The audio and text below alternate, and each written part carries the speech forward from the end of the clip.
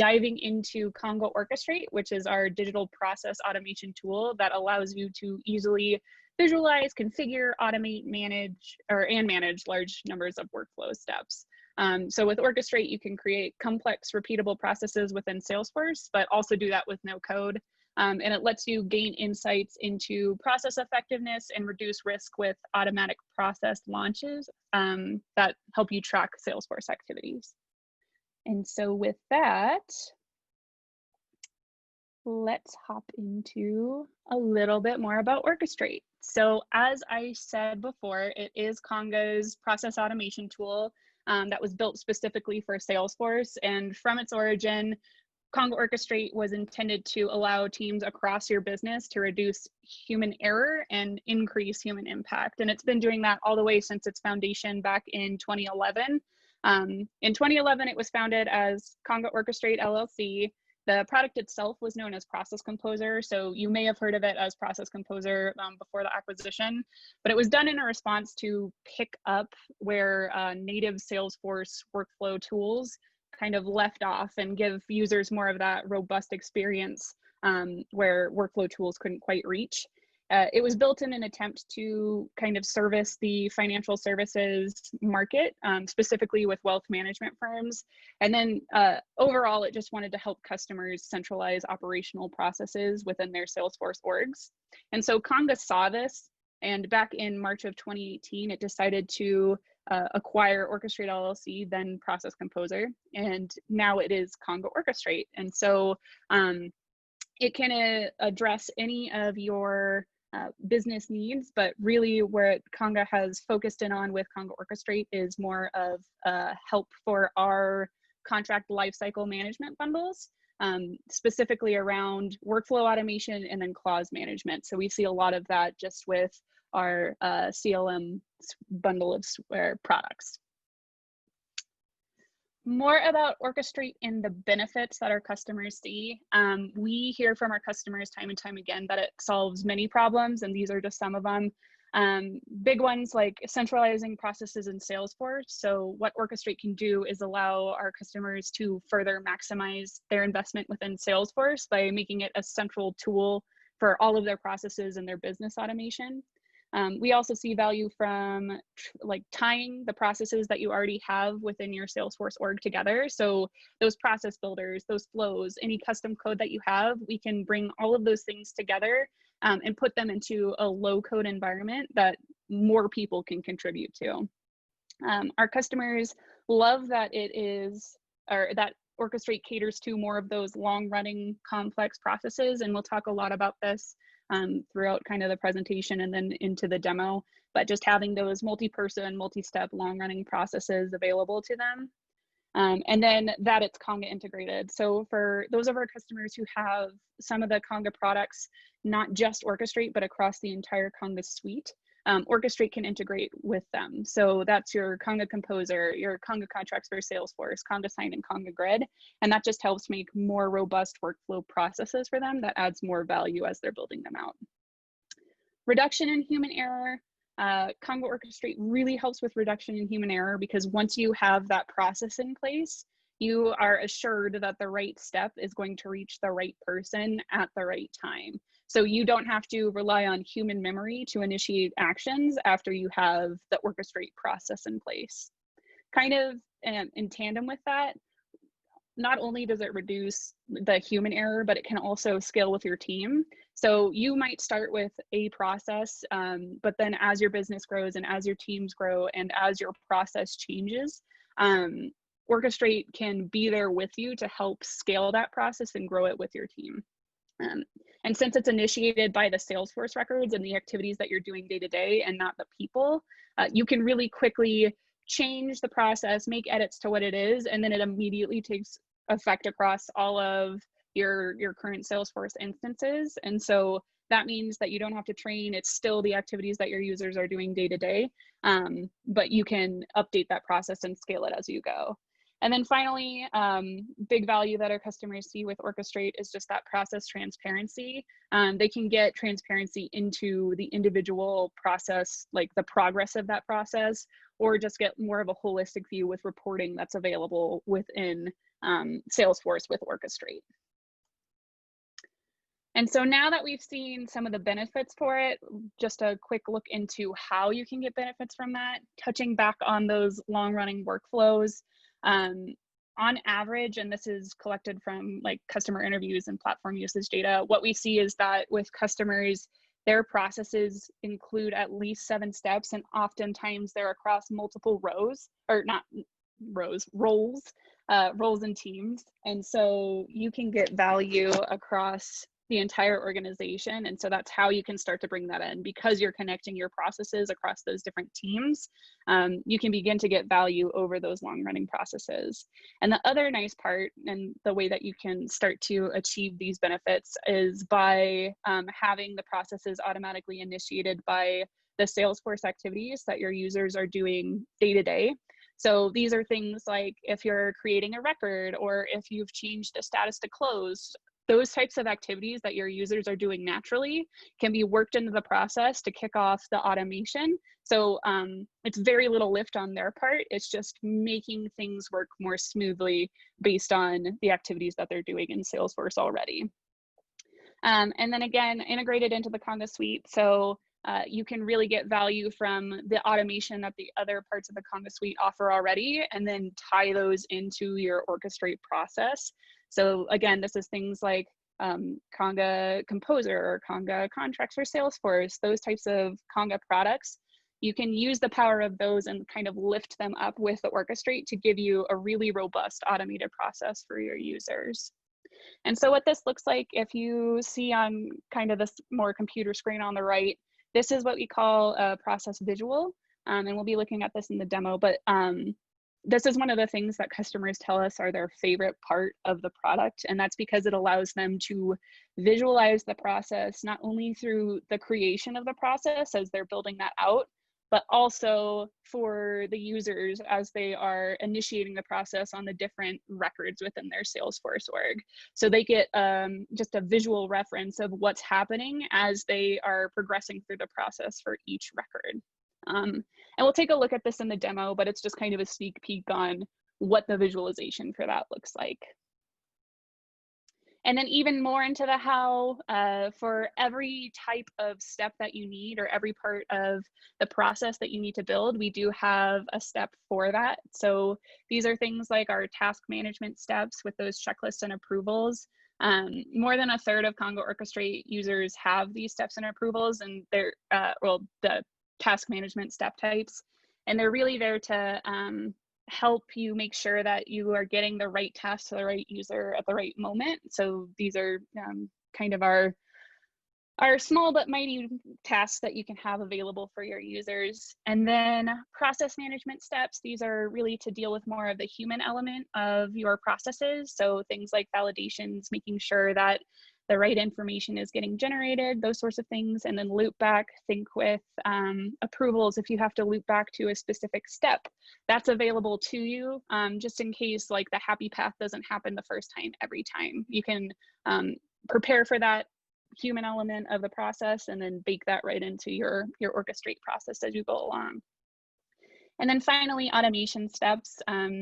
These are kind of the quiet champions that run in the background. So your document generation, your record updates, your API callouts. These are all of the things that are happening in the background that reduce the work that your team needs to do.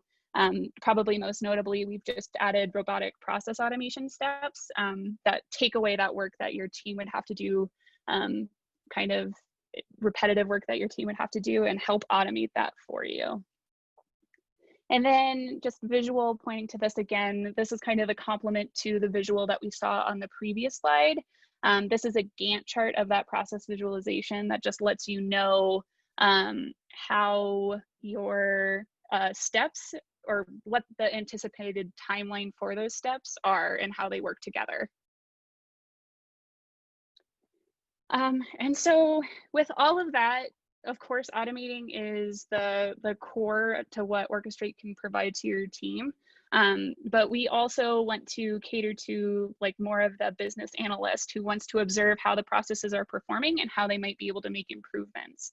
And so what Orchestrate does is it ships with 20 pre-built reports that help alleviate the creation of those reports on your end, while like immediately giving you more of that holistic visual of how your processes are performing.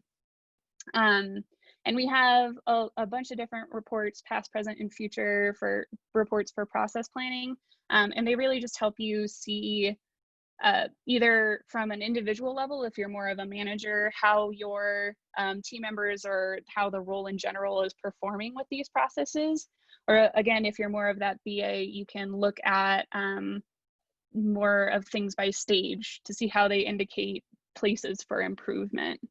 And we'll take a look at this in the demo as well, just so you can see what this dashboard looks like. But having that reporting capability is just kind of the cherry on top, as I said, to the automation that you already get with Orchestrate.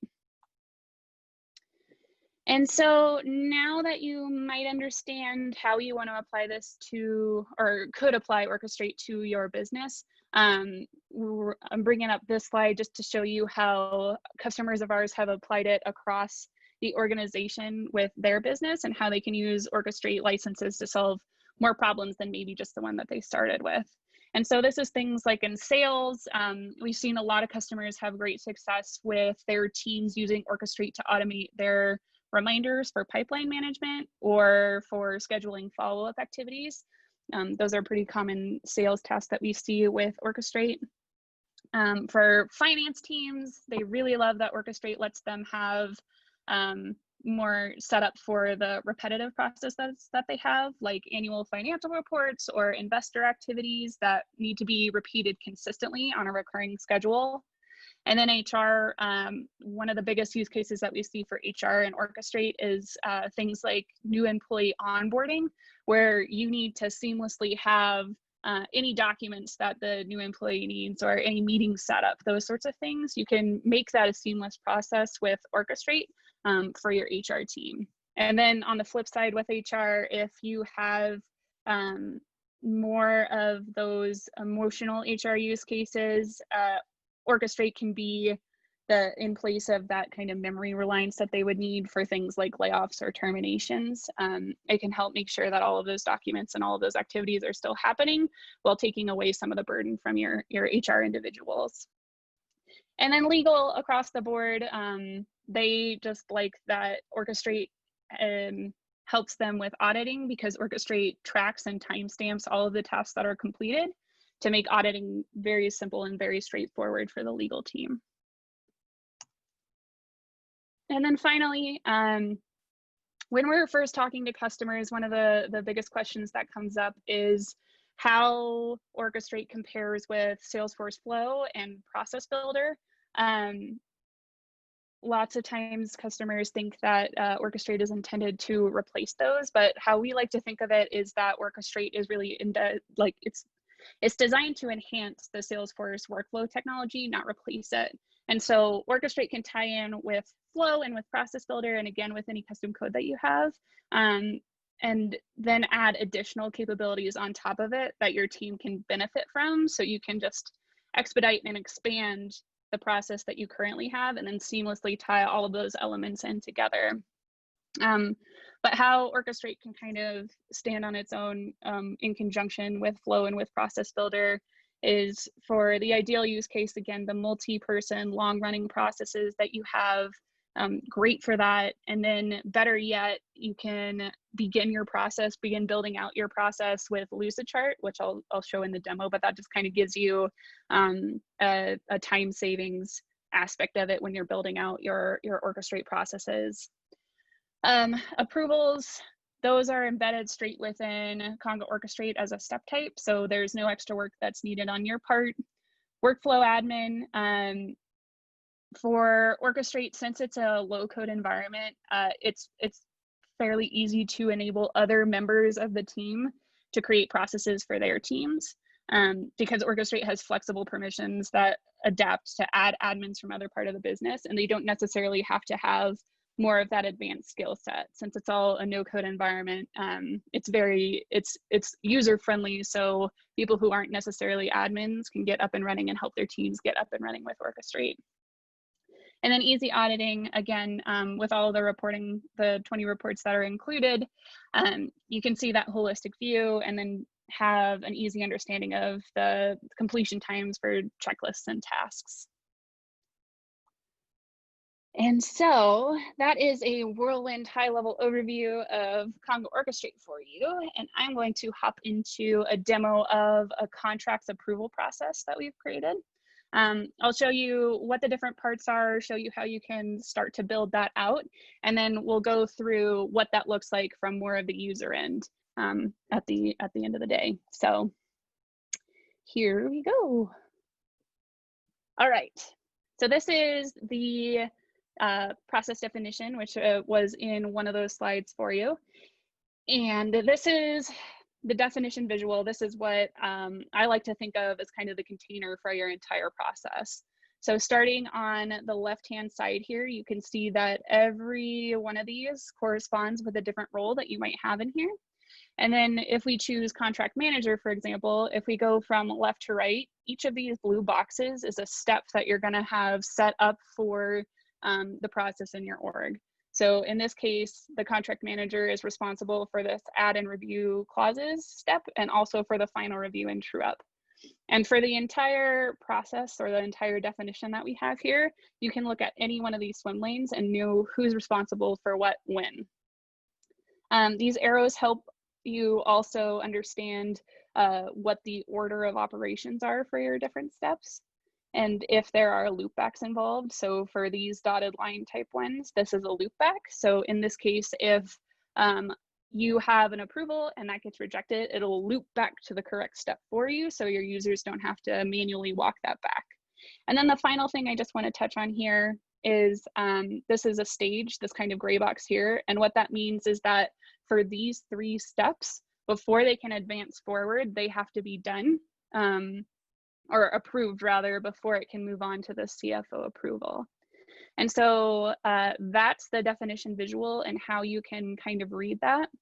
But if we take a step back, when you want to build it out, you can either do this manually, you can build it out manually in Conga Orchestrate, or we also have an integration with Lucidchart. So if you're working with your stakeholders and you're trying to get more of a rough draft of what your process wants to look like, and you just kind of want to jot it down, build it out, you can build something like this. So on the side here, these are the different roles that should look very similar. And then I have all of the different steps of my process that I want to have included within my Salesforce organization. And so to import that into Salesforce, we have this easy importing tool that allows you to download as a CSV. I already did that ahead of time, and then you can name your process or your definition. So I'm going to call this contracts process because we're simple that way. And then since this is a contracts process, I'm going to choose what object I want it on. So I'm going to go ahead and choose from contract. You can set up a definition for whatever object that you want it to be on, but in this case, we're going to focus on the contract. I'm good with this starting as tasks, and now all I have to do is create the new definition. And so this is taking the information from the Lucidchart that I downloaded with that CSV, and it's putting it into a definition. So here you can see that it already did a bunch of the legwork for me based off of the Lucidchart that I had and turned them into the individual steps. And now it's in a process visual. And you can see that it's not perfect. It's not gonna import all of the information that you would want on the first go. Like, for example, this generate best first draft, right now it's set as a task, but I'd like it to be more of a document.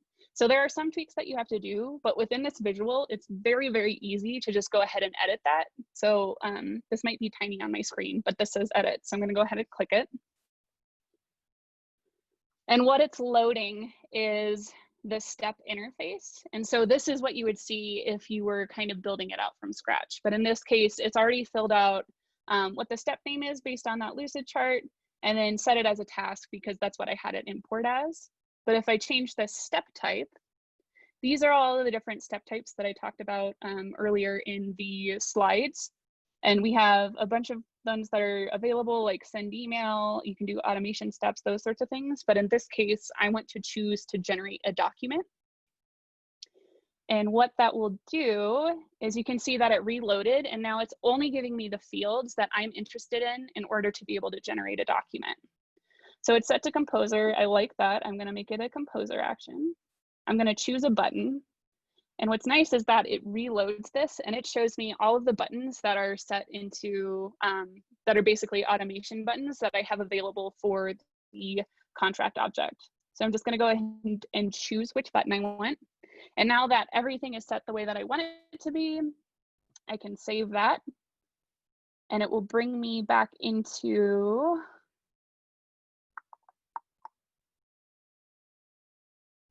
it'll bring me back into the step record where I can see and just make sure of the changes that I made. So I can review all of this and then very quickly go back into the definition visual just by stepping back into it. And so once I open this up again, you can see that now I have this new swim lane called generate document, and that this is a document generation step for me. And hopefully you can see how easy it is to, one, get your steps in place, two, have them in the right sequence of order, and then three, edit them in a very easy and to understand way. And so now that we've seen kind of what the definition is, what the different parts are, and how you can begin to build that out, we can take a look at what that looks like from an end user perspective. So I'm here on a contract. If I go into the process visual for this contract, we can take a look at what is currently happening for this record. So we can see here that this step is blue.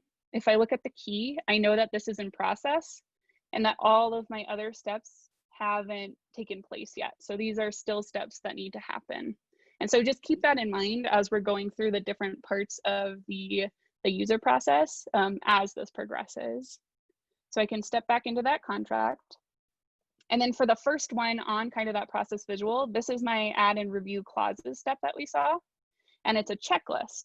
So as the contract manager, what I can do is I can come in here onto my contract and I can just begin to step down these checklist items. So let's say that I've reviewed the clauses and I've added any new ones that I need to this contract. And then I have already negotiated with the customer and I have verified that it is ready to review and be approved by the different individuals who need to approve it. So as a contract manager, it's very easy for me to come in here and to check off all of these checklist items. And once it's done, I can refresh this page and you can see that there's some Orchestrate magic that's happened on the background. So pending approval, we started on draft. It's now in pending approval because that's what the Orchestrate process was set up to do.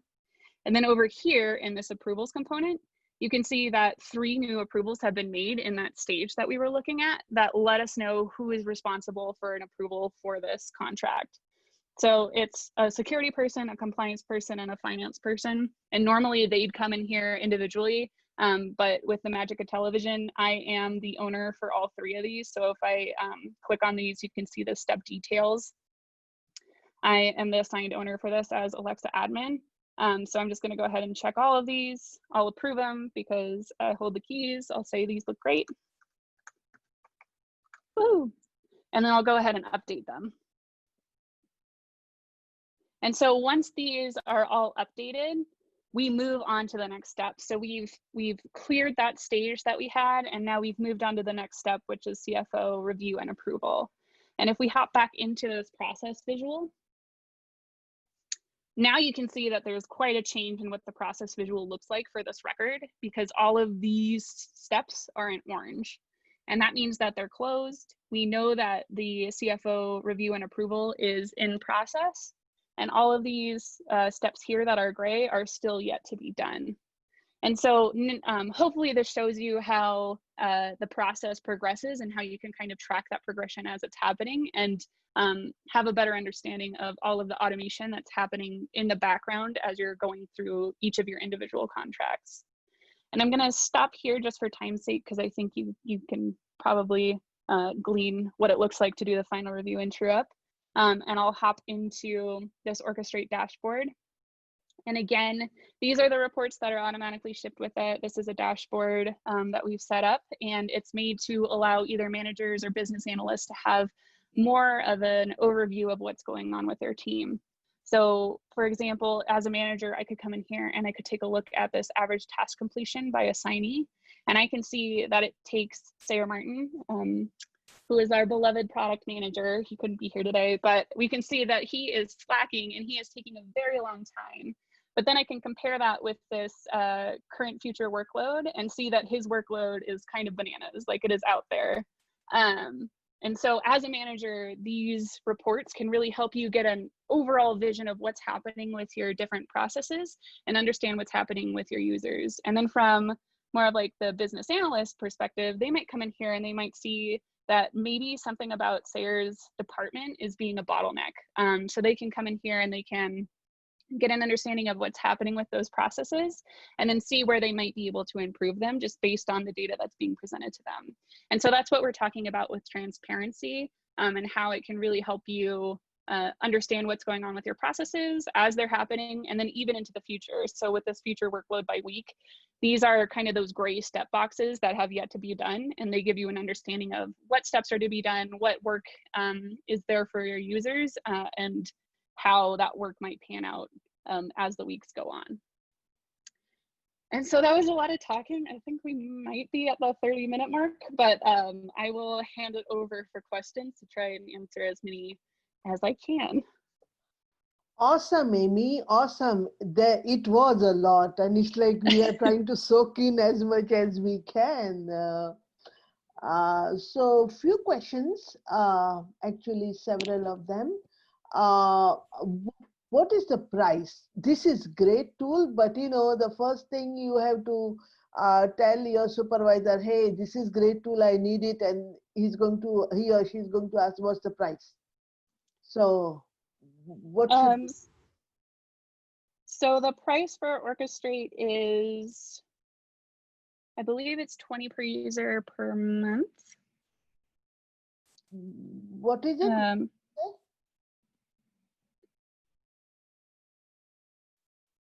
Hold on just a second. Yeah, sure.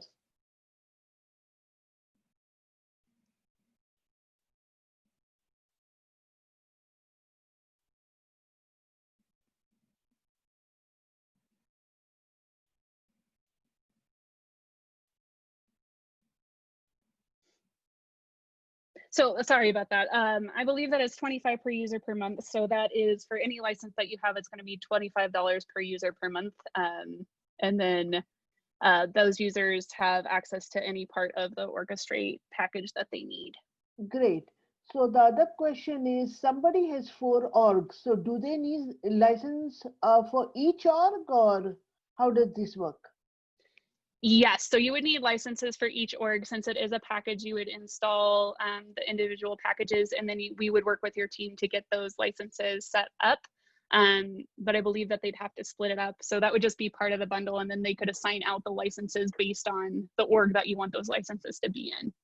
Okay. Does it have a capability to connect with SAP? With SAP? Uh-huh. That's actually a question I'm not sure of, but if you contact info@conga.com, I believe they can give you more info on that. All right. But I'm not sure. Oh, sure, I'll follow up on that. So what level of permission is required to use this app?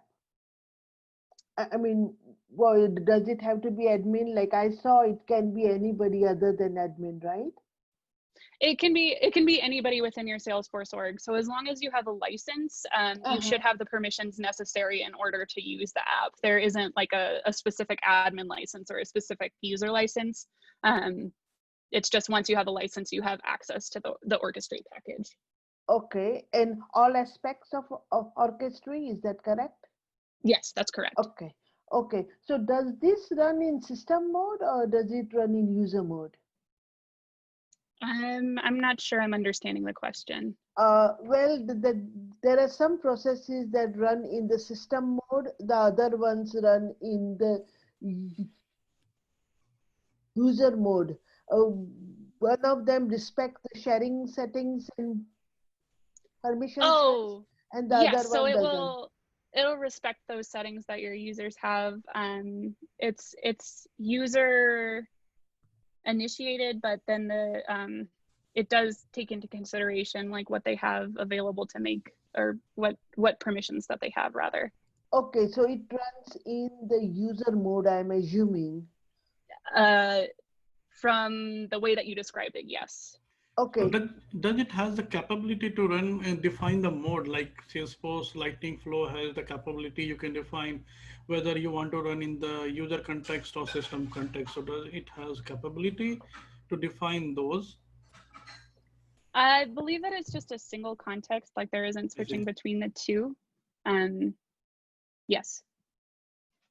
okay. What I'm not understanding this question as to what happens if end user does not have access to perform certain actions. I think. I was not clear on that, so maybe I'll follow up with the uh, attendee after the thing. So, so this sounds good, but it just sounds very overwhelming, in the sense that it seems like the way you said it was so fluid, but does it really need a lot of expertise of the Salesforce platform? No, I wouldn't say so. It's intended to kind of walk you through what you have available to it. So it's very what you see is what you get. Uh-huh. I know that it can be overwhelming if you're starting with a process. Like in particular, I think just Right. building out a process can be overwhelming in its own. Mm-hmm. But if you start small with your process, like say you know that there's a couple of tasks that you want to automate, or you know that you want a document to be generated at a certain time, you can start very small with your process and then kind of begin to expand it. And that's kind of what I was talking about with that scaling behavior, is that you can start as small as you want to kind of ease yourself into building out that process, and then expand it as you get more comfortable and get more ideas about what you'd like to automate or how you want that process to work. Sure. We are so spoiled with Trailhead. So, can you talk about how can one, learn about this or master this? Yeah, so we have Conga University, and what that is it's a learning platform for users to go onto, and to learn more about the product and kind of get trained on the product. So I would definitely recommend going to that Conga University, which if you're a Conga customer, you can talk to kind of your CSM for getting information on that. All right. Sure, sure. Okay, this is all we have as far as the questions go. We are so grateful to you, Amy. This was really very helpful, since Salesforce is now trying to just use flow everywhere, and this layer on top of Salesforce will be very, very helpful to the admins. Thank you for sharing it. And I guess that's what it is right now. Great. Thank you so much for having me. All Thank you, right. Amy. Thanks, whole Conga team. We are glad to have you here. Thanks, everybody. Okay. Thank you. Have a great weekend, guys. Bye.